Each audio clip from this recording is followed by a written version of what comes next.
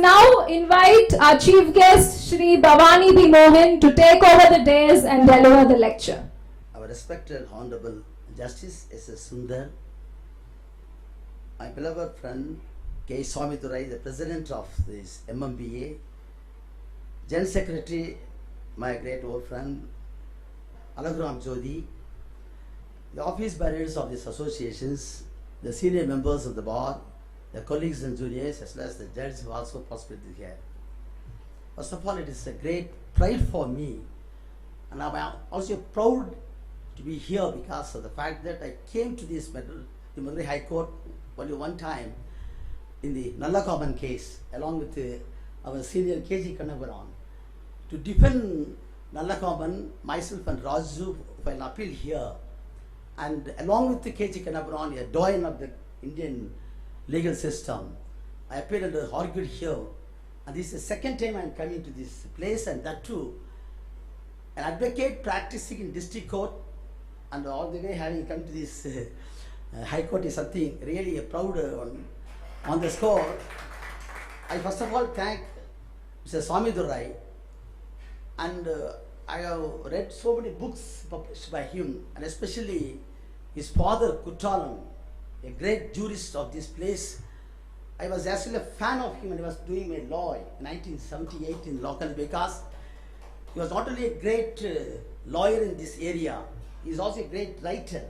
In Janasakti, I read about his poetical articles about Tyagi, Sivaraman, Kalapal, Kuppu and all.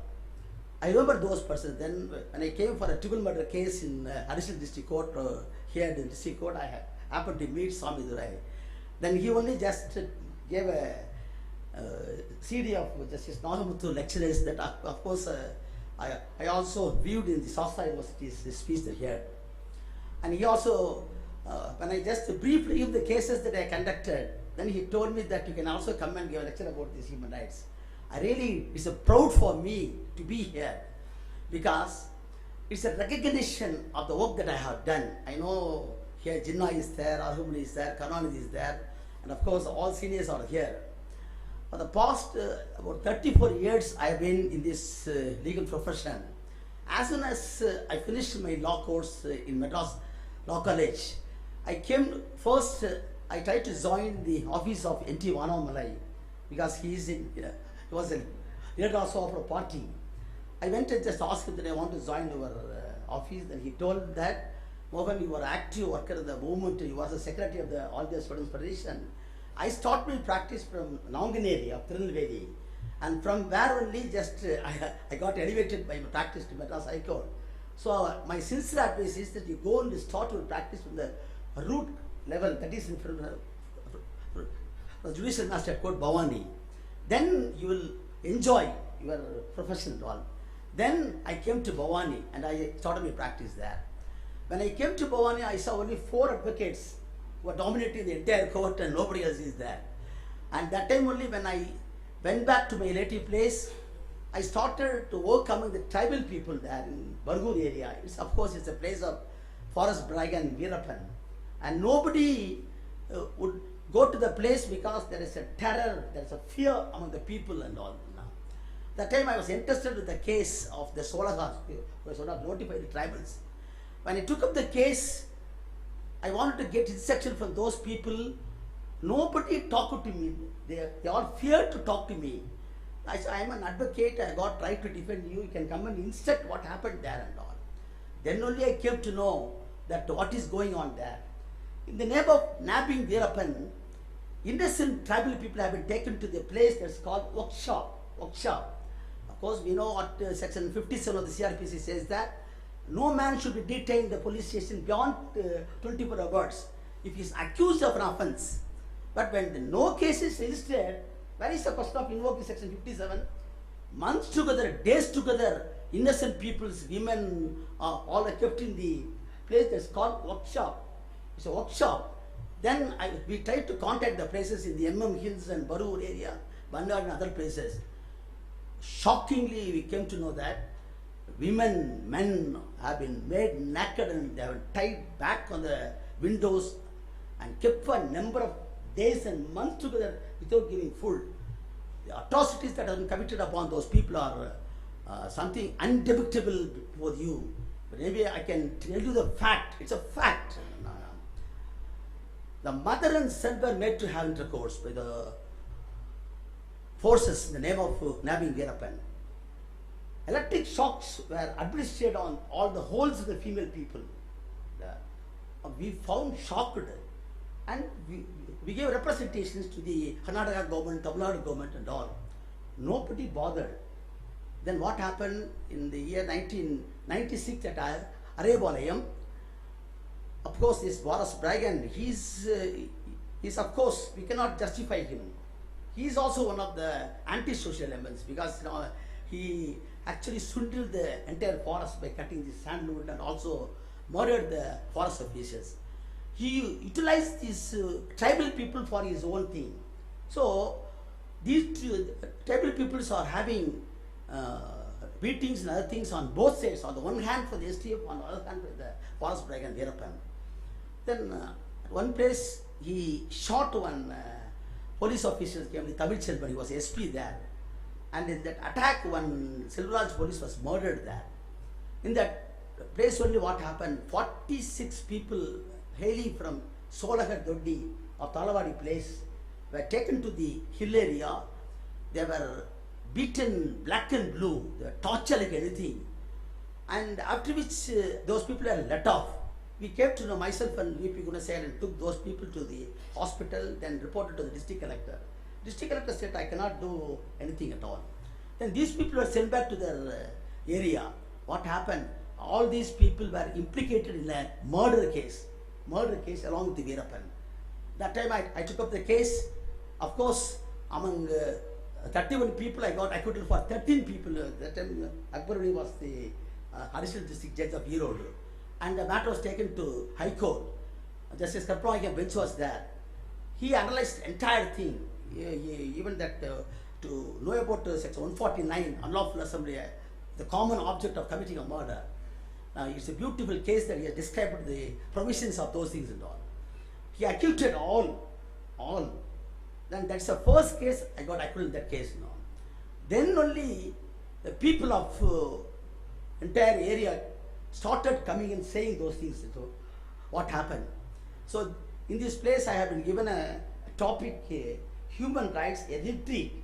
When our friend Swami Madurai asked me, what is the subject to be taken for this thing? I told, you can choose whatever you want now. But I am interested in this subject because I am conducting cases. But actually, even though there are so many acts, even Human Rights Protection Act has been passed with the Parliament and Human Rights Court has been designated in all districts. Can you say, anyone of here, that how many punishments have been given in the Human Rights Courts? Even how many cases are pending there? If you apply for RTI, you will be wondering. None of the police officers or none of the violators of human rights have been taken to task in the Human Rights Court. So I requested my friend to give the topic that it's a human rights retreat.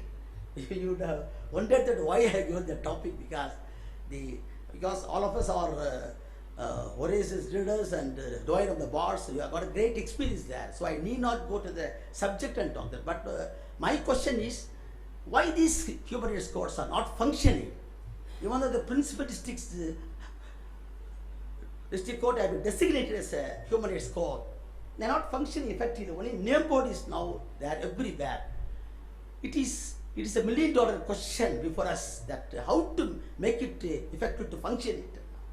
When those people have been subjected to so much of torture in the workshop, what I did, that time only I came to the board in the Erode District Court. That time Justice Tanigachalam was the Chief Justice, Chief Judicial Magistrate of Erode. I filed a private complaint before him in respect of the atrocities that have been committed to the task force there, and I sought for the relief of investigating team to go and find out all these things, and also relief under section 200 CRPC I filed it and all. Justice Tanigachalam that time perused the entire records, and he simply returned stating that where is the penal provision, where is the procedure, the rules of practice to take the complaint. We know that when there is an act, then it's the rules of practice. Indian Penal Code and CRPC is there, CPC is there. Like that, no. What is the rules of practice? And what provision of law can take up this complaint? What is a penal provision? Tell me. I told, this is a human rights court designated by the High Court according to the Human Rights Protection Act, Section 30. And you are human rights judge. I know it is for, I am spending from a packet, I don't get a single pay for the tribal people for prosecuting the officers and all. So I cannot go to High Court under Article 226 to file a return and all. So this is a forum that I will file. I have filed. Again he returned back the same. Then what happened, my junior, Ms. Balamurugan, who is a PUCL State Secretary at that time, he sent that private complaint, returned with the court to V.R. Krishnaiyer. And V.R. Krishnaiyer perused the entire thing and he forwarded to Chief Justice of Madras High Court. K.S. Swami was the Chief Justice at that time, with a letter. Then Justice K.S. Swami just perused the letter of V.R. Krishnaiyer. Immediately he constituted a suo motu revision under Article 227 of the Constitution by the bench of Justice Janardhan and Karpanayam. Then that bench only invited, not only from the Madras High Court, from throughout India, he invited Solicitor General, then public prosecutors, all the organizations and all to come and attend the case. So in that case, so that is the case that I have mentioned about the V.P. Gunasekharan versus Union of India.